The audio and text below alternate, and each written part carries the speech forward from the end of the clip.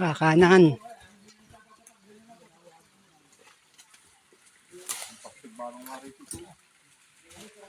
Yo kay Roel, sumabit yun, sumabit. Yo.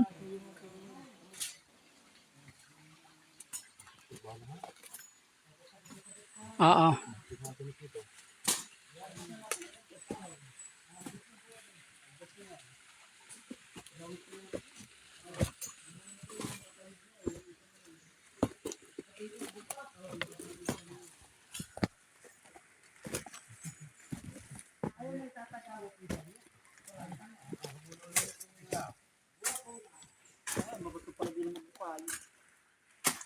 Hindi naman ito kaya na lang.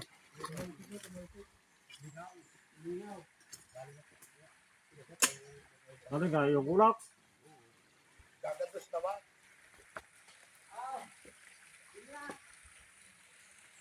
Saan mo kayo tinaga? Hindi, sa tumanda. Pamuning.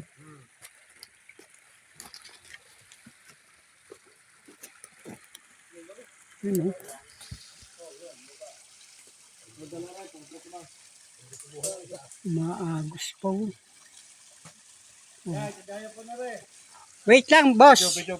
Wait.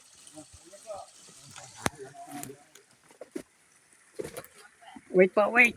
Ako yung paunahin po muna saglit. Wait lang, kaibigan. Wait. Okay.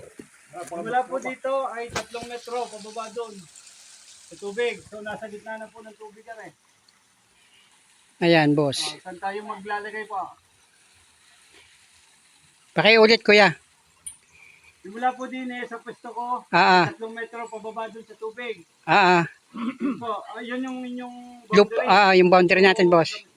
Ngayon, ang ating pong lalagyan ay din na sa basement para po mapwestuhan. Kasi kung doon, hindi po natin malalagyan. Sige, di ang gawin natin, temporary muna natin lagyan ng marking dyan, di sila na rin ang magdedesisyon. Sige po, di Ano? po sa may punong arin. Okay, sige. Lagyan nyo lang ng tanda, tapos pagka po kayo nagbakod, kayo na mag-adjust. Sige. Di sila boss na magde-decide doon.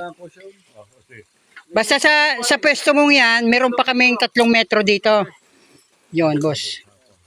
Buhat doon sa marking niya. 3 meters. At doon sa may tubig na naagos na yon, 3 meters pa po ang sa inyo. Ayan. Tandahan.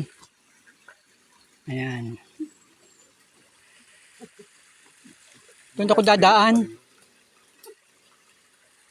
Ano pa, taas na tayo, mataas na. 35. 35. Okay.